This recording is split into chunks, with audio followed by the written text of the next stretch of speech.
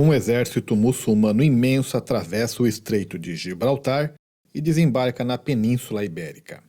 Os reinos cristãos em guerra entre si corriam um grande perigo. Dom Afonso IV estava prestes a enfrentar a batalha mais importante de sua vida.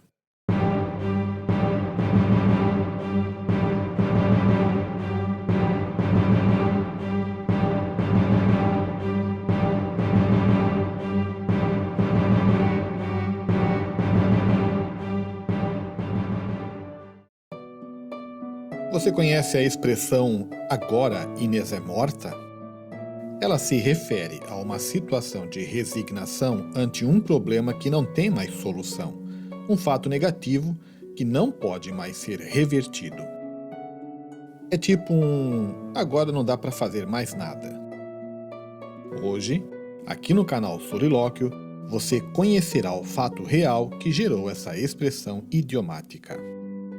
Voltemos a falar da linhagem dos reis portugueses. No último vídeo, vimos as peripécias de Dom Dinis, um rei que deu o pontapé inicial à marinha portuguesa, desmembrou de Castela o ramo português da Ordem de Santiago e criou a Ordem de Cristo com os remanescentes dos Templários. Agora, veremos o reinado de seu filho Dom Afonso IV, o Bravo, sétimo rei de Portugal e tetraneto de Dom Afonso Henriques, primeiro rei português.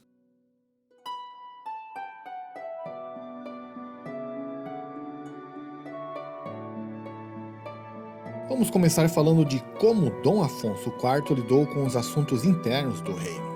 Em 1327, ele começou uma reforma judicial. Eram criados os juízes de fora, que possuíam mais autoridade do que os juízes locais, chamados posteriormente de juízes de paz. Um juiz de fora, por não ser do local, não estava envolvido nas intrigas e brigas locais, e por isso podia tomar decisões mais isentas e justas. Por isso, ele era frequentemente mudado de lugar. Entre 1333 e 1334, uma grande fome se abateu sobre o reino. A história registra que a mãe do rei, a rainha mãe Isabel, mandou distribuir pães aos pobres. E em 1336, Portugal enviou uma frota de reconhecimento às Ilhas Canárias. O espírito explorador português começava a engatinhar. No ano que combateria na afamada Batalha do Salado, Afonso IV tomou a contraprodutiva decisão de desvalorizar a moeda. E a partir de 1348, Afonso IV e seu reino iriam compartilhar da desgraça que assolaria a Europa. Estava entrando em Portugal o famoso surto da peste negra. Transferindo mais poder do religioso para o secular, Afonso IV proibiu a apresentação de testamento aos vigários episcopais, obrigando seu registro perante os juízes do poder real. A igreja cobrava impostos por esses testamentos e estava enriquecendo muito, porque diante da peste negra, muitas pessoas, prevendo suas mortes, faziam seus testamentos. Afonso IV voltou sua atenção então aos judeus do reino. Primeiro ele proibiu a migração sem permissão real de todo judeu que possuísse bens até o valor de 500 libras. Um ano depois, Afonso IV organizou o fisco das comunas judias do país e promulgou uma lei que impedia os judeus de praticarem juros abusivos, a famosa usura. Na Idade Média, por motivos religiosos, os cristãos não costumavam cobrar usura, mas os judeus não eram cristãos e se sentiam confortáveis com a prática. Bom, Afonso parecia estar de olho na riqueza que os judeus estavam acumulando. A situação econômica do reino não andava lá muito boa mesmo, por causa da peste negra. Por isso, Dom Afonso IV voltou a desvalorizar a moeda em 33% em 1355. Um ano depois, além da peste, o reino enfrentou fome e até terremoto. Em Lisboa, o sismo foi tão intenso que os sinos começaram a tocar. Como Afonso IV lidou com os assuntos externos que envolviam Portugal? Ele se envolveu em guerras, mas começou pensando em paz. Em 1329, os reinos peninsulares confirmaram o Tratado de Agreda de 1304, que uniam os três reinos numa liga de auxílio mútuo contra os mouros. Mas, em 1336, Dom Afonso IV entrou em guerra com seu genro Afonso XI de Castela, que por acaso também é seu sobrinho. Veja só, Afonso XI era filho de Constança, irmã de Afonso IV de Portugal, e a filha de Afonso IV de Portugal era a esposa de Afonso XI de Castela. A briguinha de família ia começar, mas para tentar evitá-la, a rainha-mãe Santa Isabel dirigiu-se ao filho para tentar convencê-lo de não começar uma guerra. Só que ela morreu vítima de um tumor no braço e não conseguiu levar seus planos adiante.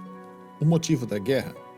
Dona Constança Manuel, que se casou com o rei Afonso XI de Castela sem consumação, foi depois repudiada e então casada por procuração com o infante português Dom Pedro I. O rei castelhano permitiu o casamento, mas negou a ida de Constança para Portugal, enfurecendo o rei português. Os grandes se desentendiam e o povo é que sofria. Nos primeiros movimentos da guerra, Portugal cercou Badajoz. Como não conseguiu tomar o castelo, os portugueses assolaram a região em torno de Badajoz. Ao mesmo tempo, o conde de Barcelos, que era seu meio-irmão Pedro Afonso, atravessou o rio Minho no norte e cercou o castelo de Entença. Mas Castela também realizou suas manobras invadindo o Alentejo, passando por Elvas, Arronches, Assumar, Vieiros, Vila Viçosa e Olivença. Mas ficou doente e recuou. Enquanto isso, Portugal foi invadido no norte por um segundo exército castelhano comandado pelos irmãos Dom Fernando e Dom Juan da Casa de Castro, que atravessaram o Minho e chegaram até a cidade do Porto, sendo aí barrados pelas forças lideradas pelo bispo do Porto, arcebispo de Braga, e pela Ordem de Cristo. O exército invasor então bateu em retirada e Juan de Castro inclusive morreu em batalha. Simultaneamente, a frota portuguesa passou a assolar a costa da Galícia, mas depois foi confrontada no Cabo de São Vicente e foi derrotada. O caminho estava aberto para a marinha castelhana ir acossando a costa do Algarve em direção a Lisboa. Ao mesmo tempo, o exército castelhano atravessava o rio Guadiana para assolar por terra o Algarve, devastando Castro Marim, Tavira, Loulé e Faro. Em vez de socorrer as necessidades no sul, o rei Afonso IV de Portugal decidiu atacar de novo a Galícia, até que enviados internacionais, entre eles um emissário do Papa Bento XII, conseguiram uma trégua nas hostilidades. Por fim, depois que os soldados e os civis indefesos sofreram mortes e medos em ambos os lados, os reis sossegaram o facho e assinaram um acordo de paz. O motivo é que os mouros começaram a se animar com esse atrito entre os reinos cristãos e a reconquista corria o risco de ser invertida. O sultão muçulmano do Marrocos já estava unindo forças com o emir de Granada e um contingente incontável de mouros atacava Castela. O rei castelhano precisou engolir seu orgulho e pedir para sua esposa, a quem ele tanto humilhara com suas aventuras amorosas, que intervisse junto ao pai dela, pedindo ajuda contra os mouros. Maria falou para o pai Afonso IV de Portugal: "Pai, ajuda aquele tanso lá, senão os mouros vão tomar conta da península toda." Mas Afonso IV de Portugal se fez de difícil e respondeu: "Só ajudo se ele mesmo vier me pedir." E foi o jeito. Afonso XI de Castela se humilhou e pediu ajuda, o que abriu as negociações para a paz. Então Constança Manuel foi liberada para ir a Portugal junto com seu séquito. É importante observar, junto com o séquito foi a aia Inês de Castro, que vai voltar a ser mencionada nesse vídeo. Portugal e Castela alcançaram a paz, que não veio em hora ruim para os cristãos. Aproximava-se o momento que daria a Afonso IV a alcunha de O Bravo. Os cavaleiros do reino se reuniram em Elvas, contando com o rei em pessoa, e partiram para defender a península da invasão muçulmana. Conforme combinado, o rei castelhano enfrentaria o marroquino e o português combateria Granada. Começava a Batalha do Salado, assim chamada porque as pelejas começaram quando esse rio foi cruzado. Tanto o Afonso castelhano conseguiu derrotar o grande contingente marroquino, quanto o Afonso português conseguiu dobrar os mouros de Granada, que por serem muito disciplinados e lutarem defendendo suas terras, lutaram com notável ferocidade. Restou enorme número de corpos dos mouros espalhados pelo campo de batalha, uma derrota que teria forte impacto negativo na consciência muçulmana sobre tentar retomar as terras ibéricas para os mouros. Terminada a guerra, Portugal voltava a pensar nas Ilhas Canárias. A partir de 1345, Portugal decidiu importunar os papas de tempos em tempos, protestando contra a posse das Ilhas Canárias que foi atribuída pelo Papa Clemente VI ao Reino de Castela. As expedições portuguesas já andavam pelo arquipélago das Canárias antes de Castela.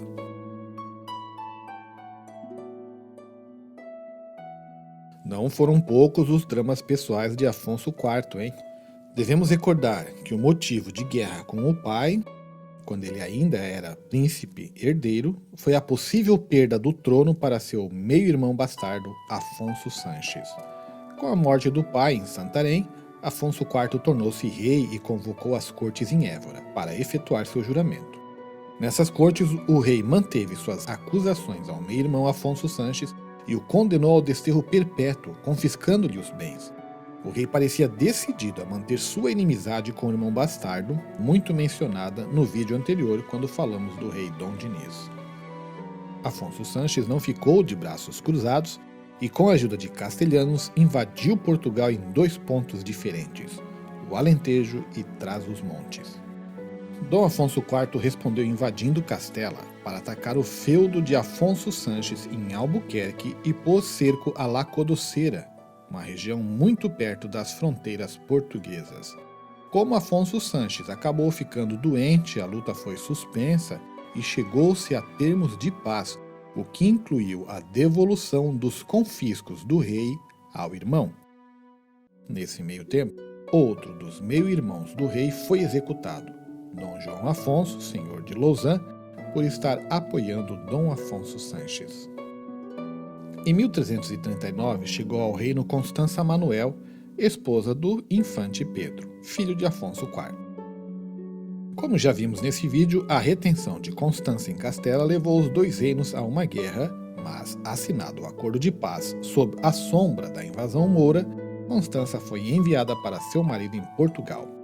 Pedro, porém, ficou mais interessado numa das aias da rainha, chamada de Inês de Castro, membro de uma nobre casa castelhana. Inês e Dom Pedro I começaram um tórrido romance. O adultério entre esses homens de poder e casamentos arranjados, sem amor, era comum, para a tristeza das régias esposas. Não confundam esse Dom Pedro I de Portugal, que citamos nesse vídeo, com o nosso Dom Pedro I do Brasil, que para os portugueses é, na verdade, Dom Pedro IV. Além do óbvio problema que esse adultério poderia gerar para a futura rainha, Afonso IV e seus conselheiros temiam que Inês e seus irmãos nobres de Castela passassem a ter grande influência sobre o infante Pedro, o primeiro na linhagem de sucessão portuguesa. Então Afonso IV exilou a moça no castelo de Albuquerque, na fronteira castelhana. Pois é, Afonso IV, tu que tanto incomodou teu pai, hein? Agora estava aí se incomodando com teu filho. Dona Constança, esposa de Pedro, morreu ao dar à luz a Dom Henrique, futuro rei de Portugal. O amor de Pedro por Inês não diminuiu e, com a esposa morta, ele desafiou o pai mandando Inês voltar do exílio. Afonso IV queria arrumar logo uma esposa de sangue real para o filho, que olhou para o pai e disse: "Tu não manda em mim." Não aceitou esposa nenhuma e foi fazendo bastardinhos com a Inês. Quem assistiu o vídeo anterior, do rei Dom Dinis, sabe que Afonso IV sofreu com a possibilidade de um irmão bastardo subir ao trono. Agora, era seu neto que corria o mesmo risco, e boatos haviam de que os Castros até pretendiam assassinar o filho legítimo. E com esses acontecimentos na bagagem, chegamos a 1355, um ano trágico para Pedro I. Um ano antes, a irmã de Inês de Castro se casara com Pedro I de Castela, se tornando rainha. Mas Castela estava envolvida numa guerra civil e os Castros poderiam arrastar o reino ou o herdeiro do trono português para uma questão que não dizia respeito a Portugal. Estando ausente o filho Pedro, Afonso IV resolveu a questão mandando degolar Inês em Coimbra, ou pelo menos consentindo com isso. O enfurecido Pedro I decidiu enfrentar o pai em batalha e recebeu apoio da nobreza do Entredouro e do Minho, além dos castros de Castela. Mas depois de ser aconselhado pela mãe, Dona Beatriz, reza a lenda que o resignado príncipe teria dito: "Agora, Inês é morta."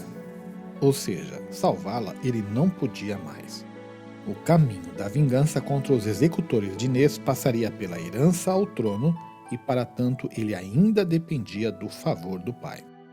Dom Pedro I de Portugal decidiu aceitar termos de paz com o pai e Afonso IV começou então a delegar muitos poderes régios ainda em vida para o filho. Os dramas pessoais de Afonso IV perturbaram até no último ano de sua vida, 1357. Ocorria que sua filha Maria, rainha-mãe de Castela, tinha como amante Martim Afonso Telo. Telo era um nobre cuja filha seria a rainha de Portugal por ser esposa do neto de Afonso IV. O rei castelhano Pedro I, o Cruel, matou Martim Afonso Telo em 1356 e a desolada Maria maldisse seu filho e voltou a Portugal. Talvez por não tolerar e se envergonhar do comportamento da filha, Afonso IV assassinou Maria poucos meses antes dele mesmo morrer.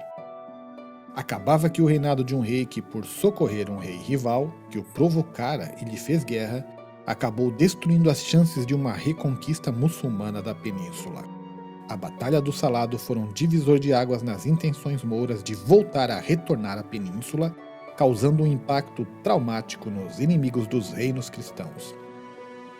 Aguarde, pois em breve o canal Solilóquio voltará para contar as aventuras de Dom Pedro I, oitavo rei de Portugal, que ainda estaria engendrando sua vingança sobre os assassinos de Inês de Castro.